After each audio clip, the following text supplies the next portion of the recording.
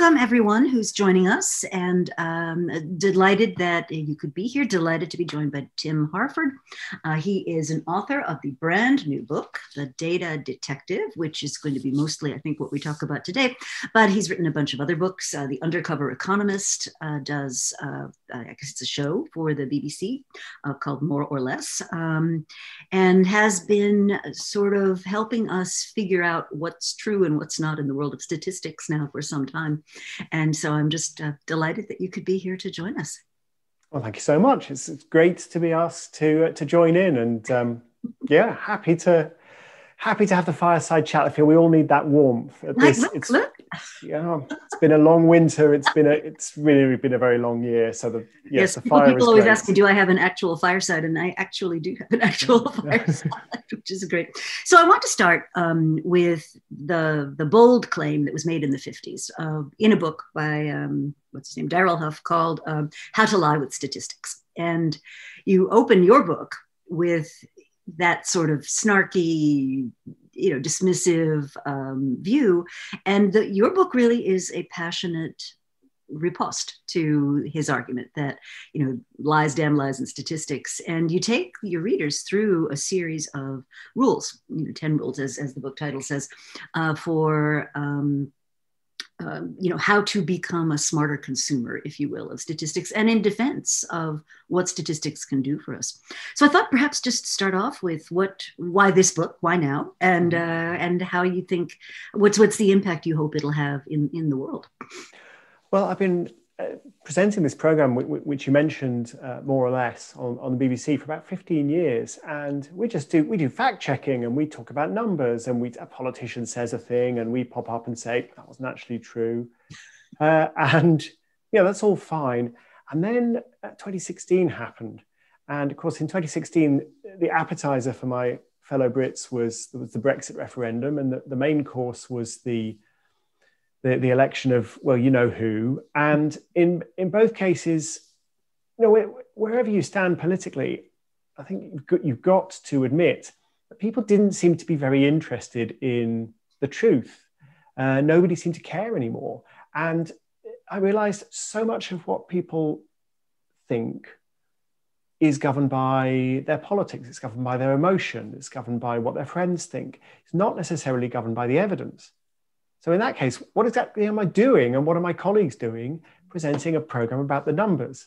So that was one thing that really struck me, that if I'm going to write a book helping people think clearly about numbers, I really need to write a book that just helps people think clearly, full stop.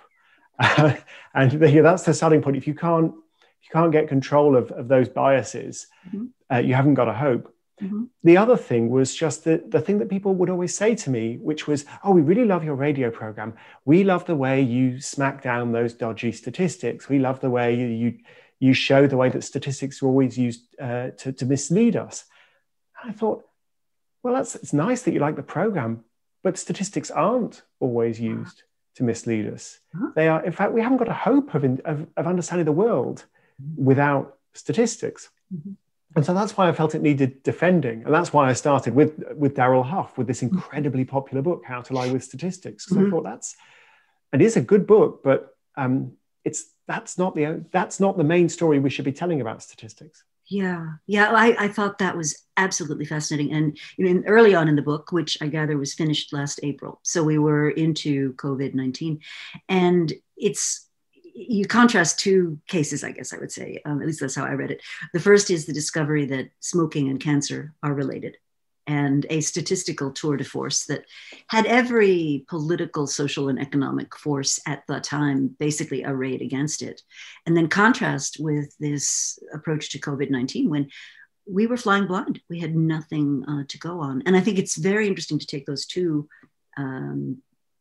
actionable ideas and contrast them. So, you make the point in the early in the story about cigarette smoking, which I thought was fascinating. And for a lot of our listeners who don't know this conclusion that smoking and cancer were related was a multi-decade project. I mean, it was very hard for researchers to demonstrate this. And of course, the tobacco companies and those that benefited from smoking and those that just enjoyed it were not particularly thrilled about this. But one of the stories you tell is of a statistician in that book collecting data about doctors who smoke. And I love Yes. his comment. He says, whether you die of cancer or whether you die of something else, I don't really care. I shall score up your death anyway. Yeah. Yeah. And he was Austin Bradford Hill, who, by the way, was originally trained as an economist, which I think is probably where he learned his charm. People didn't like it, but this is the important thing. People didn't like it. Doctors, 85% of male doctors, and most doctors were men at the time, 85% of them smoked. And so Richard Doll and Austin Bradford Hill, these two epidemiologists, they're trying to get data on smoking from doctors. Like how many do you smoke? And they were clever because they realized doctors don't disappear. They're all on the medical register. And when a doctor dies, you're going to get a good cause of death because another doctor is going to come and give the cause of death. So you're going to get really good information. So they tried to gather all this data on smoking from doctors, but they got pushback. And the reason they got pushback is because people felt threatened by the idea that smoking was dangerous. Because of course, if smoking is killing you and you smoke, and most people did, it's hard to quit. You really don't want to think that that's true. And that's the thing that Bradford Hill was pushing back at. He was buttonholed at a dinner party and accused of being anti-smoking and trying to get everyone to quit. But it's what the tobacco companies really latched onto, was the fact they didn't need to prove that cigarettes were safe. People wanted to believe they were safe. So all you needed to do was give people some reason to believe they were safe, some reason to doubt this growing mountain of evidence. And we've seen that really ever since. You don't need to prove your case. You just need to poke a few holes or give people a nagging sense of doubt in what the other side is saying. And that's enough. Yeah. And one of my favorite lines from the book is, doubt is an easy product to make. Yeah. Yeah, it really is. And the cigarette companies, they're on the record as having said their product was doubt. And this was the marketing department. Doubt is our product. There's a great book called Doubt is Their Product, in fact, about the history of this. But we've seen it over. I mean, my book begins with this story about cigarettes, but it's not a book about cigarettes. It's a book about thinking about the world. But we've seen it over and over again. So I saw it in the Brexit referendum. You see it in politics. You see it in the discussion on climate change. Just poke a little bit of doubt. Just plant that seed in someone's mind that maybe the expert they're listening to maybe doesn't know what they're talking about, and then wishful thinking will do the rest. So, I mean, just to give you an example that's bang up to date, there's been a lot of controversy recently about all the people who said that there wouldn't be a second wave of COVID, and then there was a second wave of COVID, and in the UK, the second wave's been worse than the first wave, and some of these people have then defended themselves by going on the attack. They've said, oh, well, the WHO got it wrong. Okay, well, I mean, we all make mistakes. What exactly did the WHO get wrong? And they say, well, WHO said that the infection fatality rate was 3.5%, back in March. And I went and I had a look. The WHO never said that. They said that the case fatality rate was 3.5%, but I don't want to get all sort of technical, but the case fatality rate is something totally different. But the point is, what's the method? I'm under attack. What I'm going to do is I'm going to find some spurious line of attack against an expert and say, look, that expert got it wrong, and therefore you can't criticize me. And you just see it over and over again. We see it everywhere. It's not helping us think clearly. In our public sphere, we see it everywhere. So in the US, there's a lot of discussion of whataboutism. So you point out an action or a practice that has adverse effects, and then the first thing people say is, well, yeah, of course that does, but what about this other completely unrelated thing that also had adverse effects? And I think it's a very hard thing to combat. There was just a piece in the New York Times, in fact, last week, with a gentleman who coined I don't know if he coined the phrase, but he certainly capitalized on the phrase, the attention economy. And he said, one of the hardest things to combat in an attention economy is the fact that our attention, gets diverted by these shiny objects, outrageous statements, worthy sort of causes. And that's news. And reality is often not news. So in the book, you talk about a headline that will never be written. News, 154,000 people escaped from poverty yesterday, which is, right? Yeah. But true, but not like news. That headline. Sorry? True, but not news. Yeah. Exactly. And I do think, I just think this is such an important topic in that, ordinary people are now, and I think part of the easy access to networks, to information, everybody's their own reporter, everybody's their own editor, everybody can conclude what they want to conclude. And I think one of the reasons your book has just so taken me is it offers a path forward, I think. Well, thank you. But we're getting into this idea of really sort of emotional command now. When we haven't talked about correlation and causation. We haven't talked about spreadsheets. We haven't talked about R squared or P hacking or any of that stuff. We're really talking about trying to find a little bit of wisdom while communicating statistical information and while communicating, the headlines in general. So rule number one in the book is notice your emotions. Yeah. Trust. And it's not a case of trust your feelings. It's a case of notice your feelings. If you're having an emotional reaction to something that you see, you feel afraid, you feel denial, it can't be true, it's fake news, you feel vindication, or this just proves that I was right and they're wrong. Whatever the emotional reaction is, you're not thinking clearly. And it's perfectly appropriate to have an emotional reaction. And we're human beings. But I really think you need to count to 3, notice that you've had it, and then go back and have another look at the claim.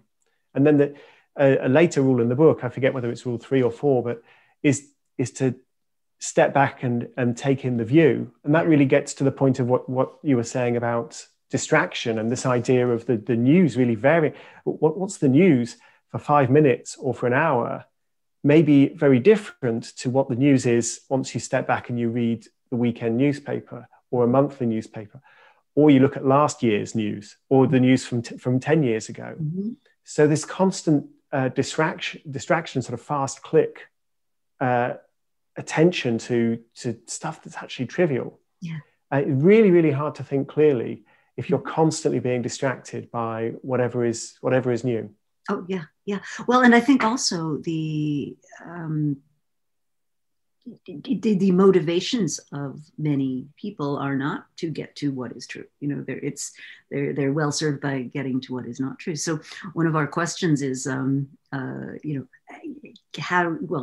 broadly, how do we combat this?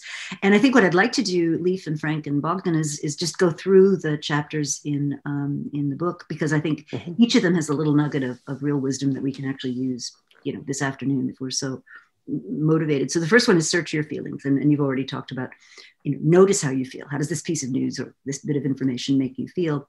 But then the next one I thought was interesting was ponder your personal experience, in that you have a statistic that says something, but every time you've ever encountered that thing, it's something else. Yeah, absolutely. And I'm not saying reject your personal experience in favor of what the data tell you. And I'm not saying reject the data in favor of what your personal experience tells you. The challenge is to try to combine the two. That's where the wisdom comes from. So I begin the chapter with just an example personally. I noticed that when I looked at the data on public transportation in London, it says that the underground trains aren't that busy, and it says that the buses aren't that busy. Yet I don't live in London anymore, but I used to. And whenever I got on a bus, it was packed. And then I get on a train, and you had to wait 3 or 4 trains to pass before you could even squeeze yourself onto a train. Now, this is going to sound very familiar to New Yorkers. And yet I looked at the data, and the data says, occupancy is like 10% maybe.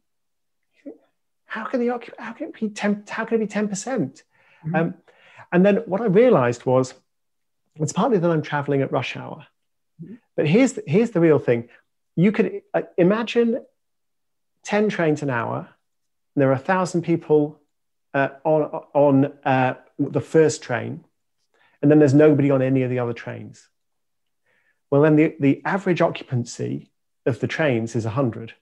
And that's really true. And if you want to understand how how efficiently the transport system is being used, that's a useful piece of information.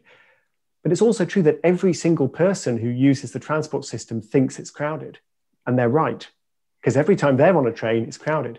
So there's this kind of systematic bias is not the word we should use really, but we've all got our own perspective, and the very fact that we're in the train is helping to make it more crowded. And the world is full of puzzles like that you really need to think hard about before you leap to conclusions. Yeah, and one of the things I've studied off and on over the years is the unintended consequences. And when you're trying to figure out who's at fault in a situation, right? So let's say somebody runs a stop sign and runs into someone else.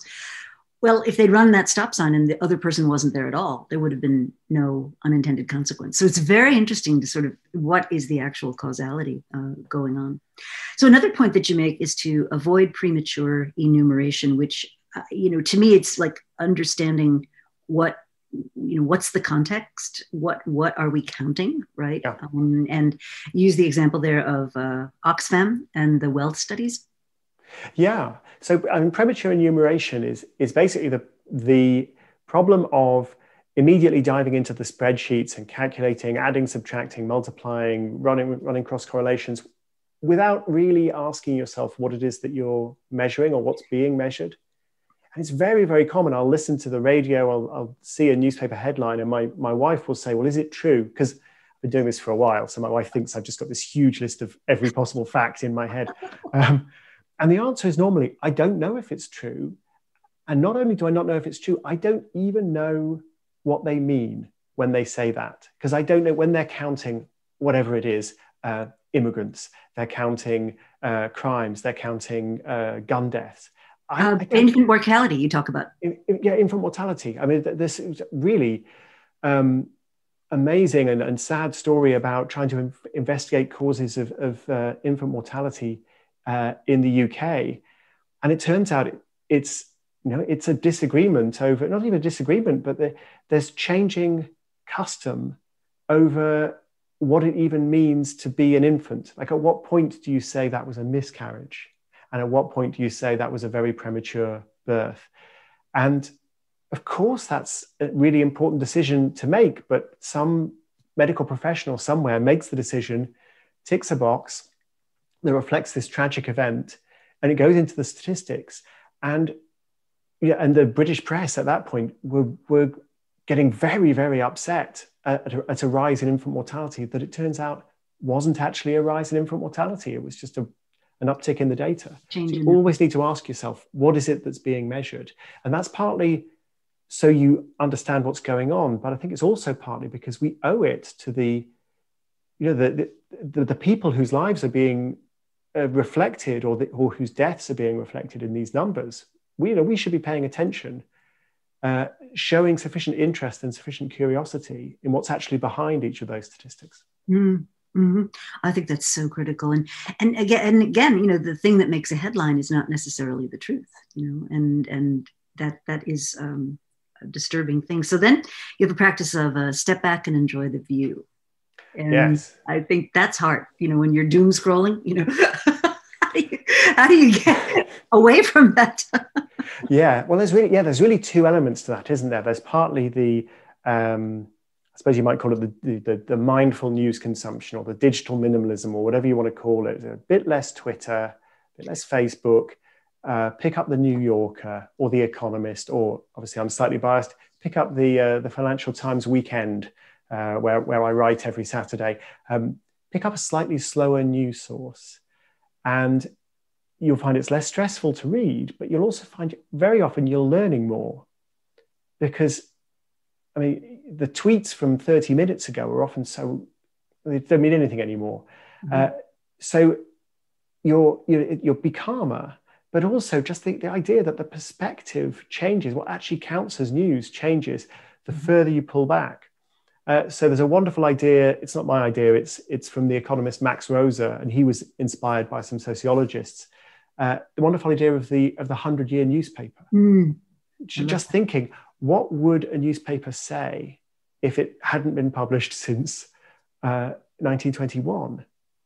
What would be noted in that newspaper, and what would count as a story? and what would not. Mm-hmm. And one of the things you notice is that the further you step back, the more you get good news stories. And Steven Pinker has tried to reflect on why this might be. And I think it's because it's not that the media are biased towards bad news. It's just that the media are biased towards whatever's happened since the last publication, and bad things happen more quickly than good things. So amazingly good things can happen, but they usually take time, whereas bad things can happen in the blink of an eye. And so that's why the media tend to report in such a gloomy way. And you can see every now and then, think back to 9/11. That was a week where actually you could still have said at the end of the week, more people died this week of cigarette-related diseases than died in the terrorist attacks. But of course, no newspaper said that because they were interested in what was dramatic and sudden. So they're not always focused on what is the worst possible thing you could say, but they are interested in what's new. And the shorter your time horizon, the more likely it is that what's new is kind of grim and unpleasant. Mm-hmm. Yeah, absolutely. And what's also fascinating to me is the half-life of our interest in a story. The thing that we were completely fascinated by in November, let's say, by now we can barely even remember what that was. Yeah. Yes, it is. It is fascinating. I think it might have been Nassim Taleb, the author of The Black Swan, who said to cure yourself for reading newspapers, just spend a year reading year-old newspapers. And I'm slightly biased. I write for a newspaper, but there's truth in that. You pick up old news and you realize some of it is really interesting, but a lot of it is just, oh yeah, why did we ever think that mattered? Mm-hmm, mm-hmm. Well, and I do think it does relate to a bit to my world in academia, right? Which is that in the moment, it's very hard to figure out what some piece of evidence means. And so what the news does is it sort of throws it out. But there's this digestion period that you need to have to figure out, does this actually have meaning or not? Which brings me to the next chapter of the book, which is get the backstory. Yeah. That is the stuff about academia. Yes. Yeah. Right? Yeah. And the core question of that chapter being, is this true? Yeah. Yeah. So I begin that chapter by talking about jam. There's a very famous experiment run exploring what happens when you give people more choice. And it was run by two very respected psychologists, and they used an upmarket supermarket, and they gave people a choice of jam. You taste some jam and then you get a voucher. You can buy more jam if you like. And some days they showed up with this huge array of jam. I think there were 24 different types of jam.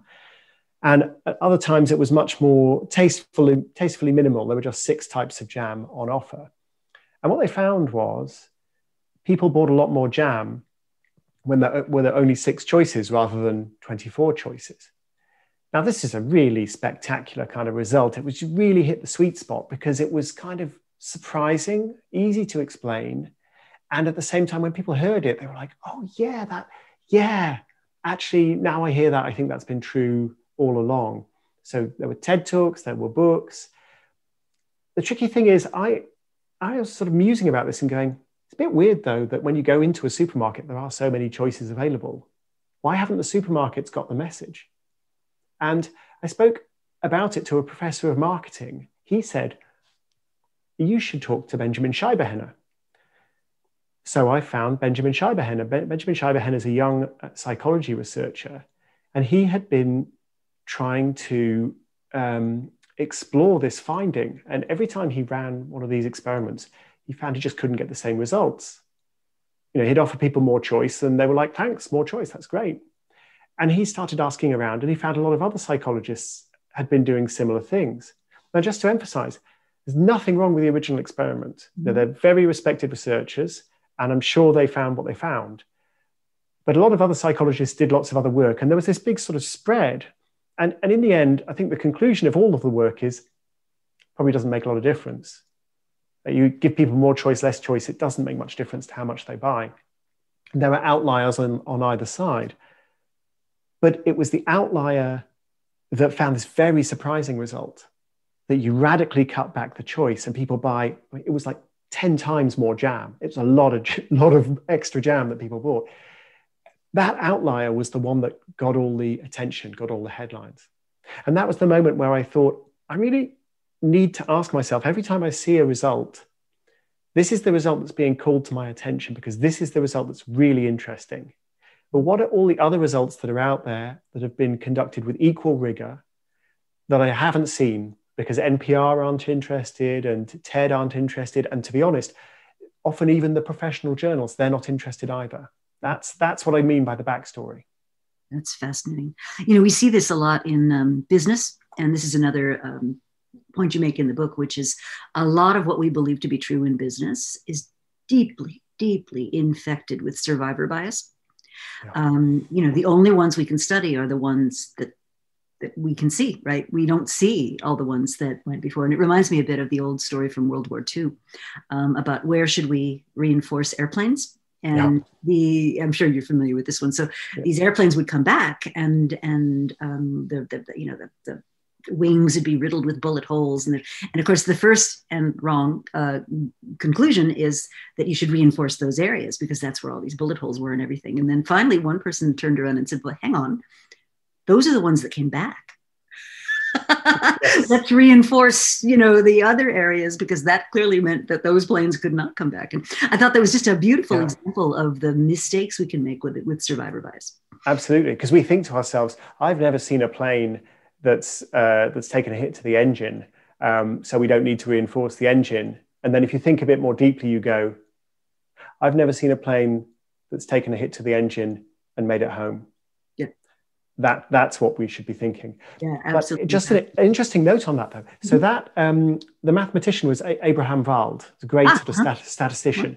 But when I looked into this story, it turns out that story is a kind of it itself is an example of survivor bias, because the story, as far as I can work out, is true. But it's also been beautifully honed over the years to be this very memorable thing. I mean, you told me the story. I tell the story myself. I love the story. When I went back and looked at Abraham Wald's original paper, it's just full of maths, and there's no kind of amazing aha moment where he points this thing out about the engines. It's just like the mathematicians, I think the paper is very beautiful, but nobody remembers like all the maths. Mm-hmm. Nobody remembers all the analysis he did. Mm-hmm. What they remember was this little bit of insight that was buried in it. And that's the thing that got published, or not even published. That's the thing that got remembered over and over and repeated over and over again. Right. And that's true really all around us. Mm-hmm. And it doesn't mean it's not true. It's perfectly true, and it's a very important insight. Mm-hmm. But we do need to remember that everything we see has basically been systematically filtered for interestingness. And interestingness is quite a powerful filter. I love that comment. We often talk about what's interesting, at least in my world, in terms of challenges to weakly held assumptions. So the weakly held assumption is where all the bullet holes are, is where you should reinforce. But isn't it interesting that maybe that's wrong? And I also think the power of story, and this is something we work on a lot in courses on communication and how you persuade people, and people gravitate towards the stories. And I think we have this myth in business that we look at PowerPoints and we're very analytical and blah, blah, blah, blah, but it's the story, that captures people every time. And I think that's where sometimes we get taken by surprise by how things catch on, that when you look at them, it's like, how could anybody believe that? Yeah. And yet they're taken in by the story. No, absolutely. And I'm a complete hypocrite, because here I am saying, take the numbers seriously, pay attention to the numbers, don't get carried away by your emotions. But I love telling stories, and the book is full of stories. Oh, it is. It is. And my only defense is I do think all the stories are true and insightful, but well, no less a luminary than Malcolm Gladwell says, you're a genius at telling stories that illuminate our world. He's a very wise man, Malcolm. Very wise man. He's a smart guy, isn't he? He is. And these stories, the stories that he tells, it's harder than he makes it look. Oh, yeah. He's a genius himself. So your sixth rule is ask who's missing. Yeah. So this is really important from a statistical point of view, but I think more from just the point of view of understanding the societies that we're looking at. Mm-hmm. There was a fantastic book published in the UK. I mean, it's published in the US, but I don't think it got the attention it deserved. It was a huge bestseller in the UK called Invisible Women by Caroline Criado Perez. And the point that Caroline made is that systematically we design data sets that are either built around a default assumption of a man will be filling in this questionnaire. So it'll be built around, for example, the assumption of a full-time job, which is not an assumption that applies if you're, say, asking households in Uganda, about their economic prospects. The men have full-time jobs, the women are working 90-hour weeks, but they wouldn't claim to have full-time jobs. So Caroline Criado Perez sort of made this observation that we design the data very often without really considering the needs of people other than white men. Mm-hmm. Or we don't make distinctions between men and women when we should. That proved to be really important in the early days of COVID, because it turns out COVID is more dangerous for men. Good data on that now, but most of the worst hit countries, including the UK and the US, didn't disaggregate their death statistics by gender. Mm. So, there was no way to figure it out. And the other point that Caroline makes, I think that's really important at times, is sometimes we're doing clinical trials and women are excluded from the clinical trials because, the one thing you know about men is they're never pregnant. So let's just get men. It's just simpler. And one of the stories I tell in the book is the trial for sildenafil. So sildenafil, it's all male trial. Sildenafil is an angina drug. It's supposed to be treating angina. It doesn't really work for angina, but turns out gives these guys magnificent erections. And so I think it was Pfizer made the drug. They're like, oh, okay, great. Let's call it Viagra. And the rest is history. Except it turns out that a few years ago, some small trials started to find that maybe it's a really good treatment for period pain, for menstrual cramps. Huh. But you can't discover that by accident if all of the people in your trial are male. And if all the people in the trial had been female, we might have discovered this amazing treatment for period pain and never discovered the treatment for erectile dysfunction.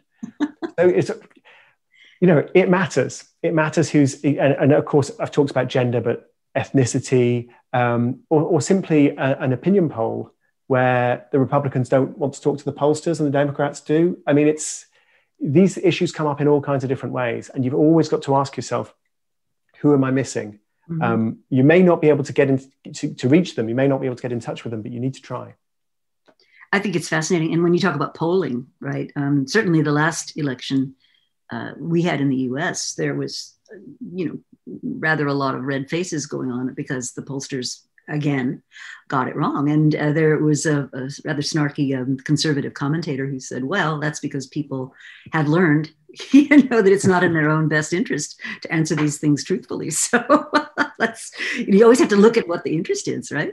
It's a hard problem. The polling is a hard problem, and pollsters know it's a hard problem, but they, just because it's hard doesn't mean you can fix it. So, and the way I put it, after the last election, the FT asked me to write a piece just explaining why did the polls miss? And obviously, the polls predicted Biden would win and Biden won, okay? But they were systematically off again. Mm-hmm. Actually, they were off in about the same places and by about the same margin as they were in 2016. It's just Biden's lead was larger, so it didn't change the result. But one of the things I said is you've got to understand with an opinion poll, you're getting in touch with 50,000 people and maybe 48,000 of them tell you to go away or never pick up the phone or, just don't respond. And so the last 1,000 or 2,000, you're interpreting what they tell you. And then you have to say, well, are these people basically the same as the 48,000 people who wouldn't talk to me? Right. Or is there something systematically different about those people? And if there is something systematically different, what is it? And of course, in the what is it, that's where all the adjustments and all the guesswork goes. And it's hard. I mean, it's amazing that they're actually not far off, but maybe we expect more than we have any right to expect. from opinion Well, I polls. think we get lulled into this sense of precision, when they say, oh, statistically within this or that percent, there's a tendency for people to say, oh, well, it must be very accurate if they can talk about percentages, right? Yeah. Yeah. So then you absolutely. talk about demanding transparency when the computer says no. Yes. So algorithms. The thing that really excited me, there's loads to say about algorithms.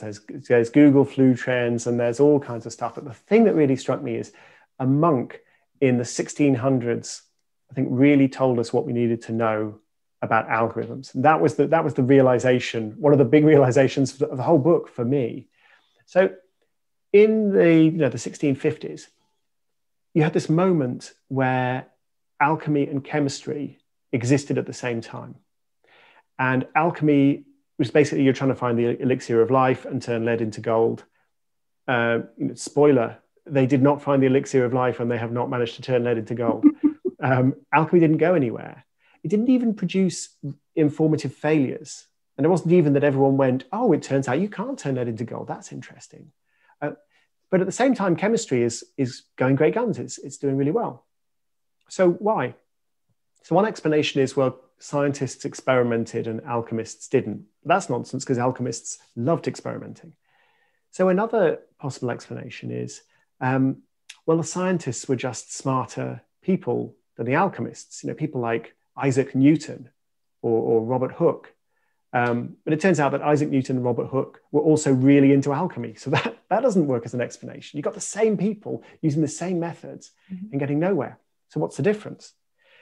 Well, the difference is science had norms of sharing data, performing experiments very transparently, being very open about the results and debating and criticizing them and repeating them. And these norms were most promoted by this monk, Marin Mersenne, who was sometimes called the post office of Europe or the post box of Europe, because all these different scientists would communicate by sending letters to him and he would just copy and forward the letters on. And so Mersenne was all about transparency, discussion, collaboration, constructive criticism. Meanwhile, alchemy is, remember, the same people, the same methods, but it's all a secret. And it's a secret because if you can turn lead into gold, you certainly don't want anybody else knowing how you did it. And in fact, when Hooke was going to speak out about some of his experiments, Newton said, no, maintain high silence, don't tell anybody. And that's why they made no progress. And there was and part of the problem was they all assumed that other alchemists were making progress or that previous alchemists had made progress, but nobody knew. And so the field never advanced. Okay, so what's that got to do with algorithms? Right, well, modern algorithms, obviously much more powerful and much more potentially productive than alchemy, but you've still got, in many cases, the same norms of secrecy. We're not going to give you our data. We're not going to tell you how the algorithm works. And why? Because we want to make money. And that, I think, is what we really have to change, especially when algorithms are being used by the government to make life or death decisions about us. So algorithms, for example, which are assigning who gets put onto a call for child protection because we're afraid that a child is in danger, or algorithms which decide who gets bail and who has to go to jail while awaiting their trial. And these are really important decisions. We're handing them over to algorithms. I don't think that's necessarily wrong. I think it's quite plausible that the algorithm could make at least as good a decision, maybe a better decision than humans, because humans are biased and fallible. We've got no transparency, we've got no idea what's going on. And when the algorithms go wrong, we've got no way to know it. And no redress. Yeah. I think that is a huge topic. Maybe we'll come back and have a conversation just on that one. But then you talk about statistical bedrock. Don't take it for granted. Yes, this is where I really nerd out. Although at least I begin the chapter with a story about a congressman and a stripper, which I won't repeat because there isn't time. But it's a good story. But that particular escapade leads to the book, everybody. Buy the book. Yeah. It's all in here. It's actually an amazing story.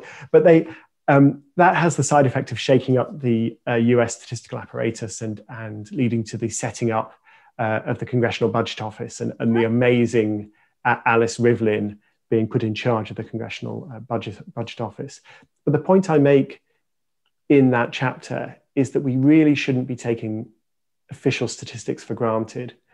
And I list all of the examples of prominent politicians around the world going to great lengths to smear or to threaten, sometimes even imprison or threaten with death, statisticians. Well, of course, with Joe Stalin, he did just murder them. But in other cases, it's prosecuted for treason. They lose their job, that kind of thing. And the incredible work that statisticians are doing to basically provide the information that all of us need to understand what's going on in the world, to base our private businesses on, because a lot of private data businesses have this bedrock of official statistics, to hold governments to account. It's incredibly important. And for me, statistics are like radar or an MRI scan for someone who's sick. And they are telling us what is going on all around us. They're showing us things we wouldn't be able to see in any other way. And we absolutely should not be taking them for granted and treating them as though they're just some weapon in a political campaign. And that's what that chapter is all about.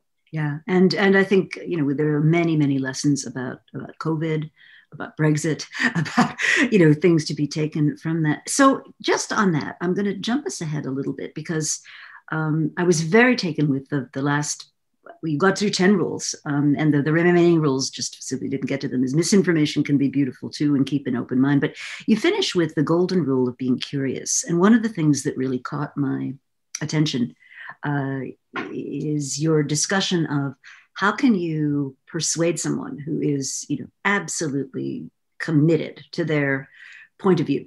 How do you begin to at least have a reasonable conversation and potentially reduce that polarization in their minds? Yes. Well, the first thing I should say is the aim of my book is to really help you get your own thinking straight. And if you can get anybody else's thinking straight, then that's a bonus. Always start with yourself, okay? At least you can manage that, right? Well, it's not as easy as it really isn't. It really assume. I tried myself with some of the recommendations you have, and I'm like, oh, geez, I didn't say that, and it's all too easy to sort of do a 140 character thing, and then look afterwards you go, well, why did I say that? No, I break my own rules every day, although I try not to, but I think I break them less often than before I wrote the book.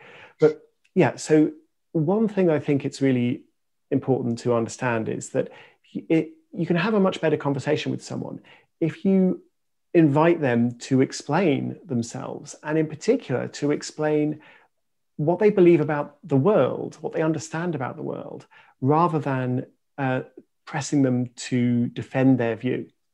So I was very struck by this wonderful thing called the illusion of explanatory depth. So the classic illusion of explanatory depth study says, you ask people, how well do you think you understand how a flush lavatory works? Or how well do you think you understand how a bicycle works? And people will rate that on 1 to 10 and say, I think I'm a 9 out of 10 on the lavatory. And then the researchers say, oh, that's great. Here's a pen, here's paper. Could you just draw me a diagram, explain exactly how it works, bullet points, just use as much detail as you feel able. At which point people go, actually, I don't like, why does in the lavatory, why does the water, like, why does it disappear? And and it kind of go, and then it's clean and then it kind of fills, but it doesn't, why does any of that happen? I don't know. Where does the chain go on a bicycle? They realize they don't know. And to their credit, at that point, they then will row back and go, actually, I'm not a 9 out of 10, I'm like a 5 out of 10. I don't really know as much as I did. They've done the same research for political questions. So unilateral sanctions on Iran, cap and trade, whatever, the trade war with China, what are the tariffs on China? How does the Affordable Care Act work? And you get the same thing. So people are like, I can explain the details of that. And then when you invite them to do that, they realize they can't, and then they row back. But when you do it with political issues, what you find is people also move away from political extremes. They see things in more kind of shades of gray rather than black and white. they start to think less unfavorably of their political opponents. I mean, generally, you realize I was willing to go to the barricades to defend this policy, and I realize I can't even explain what the policy is. So now I feel a bit stupid. So what all this suggests to me is when you're having a heated political argument with someone, just take a step back and say, okay, you're in favor of the border wall. Just explain to me how you think it's going to work. Like, what's the plan, and how is it different from what went before? And just explain to me that. Don't tell me why it's a great idea. Just explain to me what was proposed. Mm-hmm. And at that point, very often, people will realize, oh, I didn't really know much about it, actually. And then they start to moderate their views. But the alternative is they know a load about it, and you've asked them to explain it, and they'll explain it to you, and then you'll be smarter. So either they'll get smarter or you'll get smarter. But either way, at least you stop shouting at each other. And it really connects to this idea that curiosity about the world is what's driving all of this. And that's why I call it the golden rule. Are we seeing statistics as a sort of weapon to win an argument? Mm-hmm. Or are we seeing them as a tool through which we can see the world more clearly? And the moment you see them as a way of perceiving the world, a window onto the world, and the moment you're asking yourself, is this making me any smarter? Am I understanding anything better? I want to know more. You're in a much better position to use them in a clear way, because you've stopped trying to prove someone else wrong. And that itself is going to make you wiser, I think. And do you think this could begin to blunt a bit the divisiveness, the politicization of ordinary, what I think of sometimes purely ordinary things, all of a sudden get this attribution of being a political statement or a point or one thing or another? I mean, it is incredible what gets politicized. I mean, we've seen COVID has been politicized. Running shoes have been politicized. Now, Nike is a progressive running shoe now. And, I understand why they've done that. I completely understand it. Mm-hmm. But part of me goes, now, like, you can't show up at the gym without people knowing whether you're a Republican or a Democrat. And maybe that's not great, even if it's, other parts of what they've done are good. I worry about that. Yeah. I talk in the conclusion to the book about the politicization of vaccines. This is really interesting work from Dan Kahan's group at Yale. So it turns out you've got the HBV vaccine, hepatitis B, and you've got the HPV vaccine, which is the human papillomavirus. And they're quite similar vaccines, but one of them is not politicized at all. You get the vaccine if your doctor tells you to get the vaccine. And the other vaccine is, you get the vaccine if your congressional representative tells you to get the vaccine. It's completely politicized along party lines. Huh.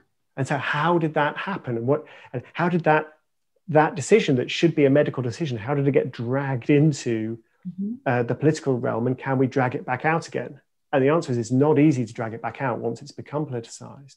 Mm-hmm. But these sort of questions of, asking questions, being curious, being open-minded, that sort of approach, I think, is really the only chance we've got to try to drag ourselves back from this crazy situation where everything is politicized. Yeah. And we're in self-referential worlds of our own creation. I mean, I think that's one of the unfortunate consequences of this information splinterization that we got. It's entirely possible to spend an entire week with people who have no different opinion than you do, no matter how crazy that opinion is, right? Absolutely. I mean, I think two elements of our current information system are, as you mentioned earlier, distraction. We're constantly distracted. We're not necessarily paying attention to what really matters or going deep.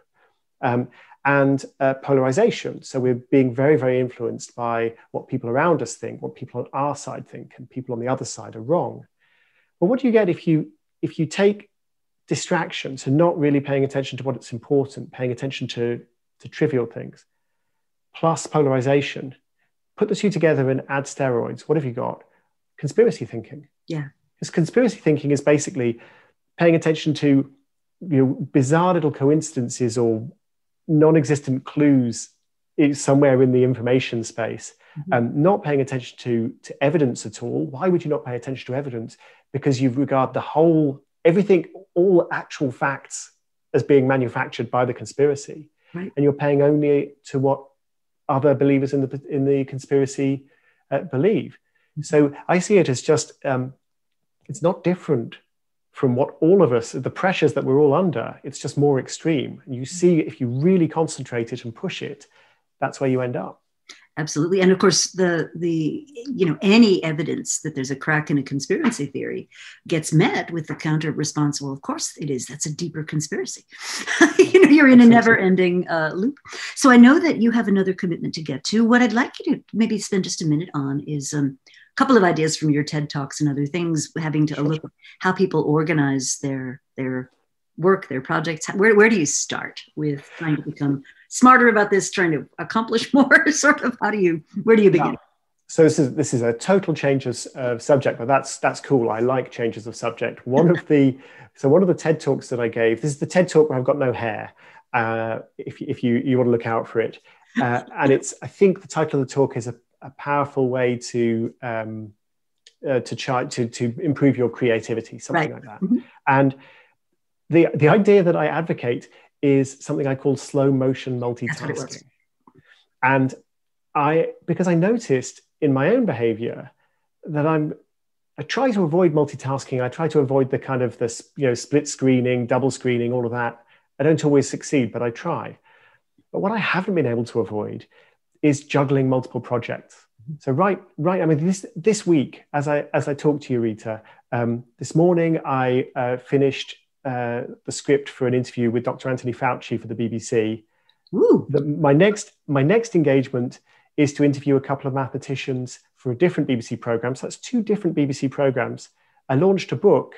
I am very excited about this. So sorry for the name dropping, but I got an email with a message from Helena Bonham Carter, who has just been reading lines of script that I wrote for a totally different project. So I'm doing a podcast, a BBC series, a different BBC series. I spent the morning writing my Financial Times column, and I'm launching a book. And I thought, there must be something wrong with me. This is foolishness. And then I looked and I realized everybody I've ever respected, everybody who anybody has ever respected, have behaved like this. Mm-hmm. Einstein and Darwin and the great choreographer Twyla Tharp and the novelist, film writer, film director, etc., Michael Crichton. I'm not comparing myself to any of these people for a moment, but I realized this behavior may be not as dysfunctional as I fear, given that everybody who's ever achieved anything seems to engage in it.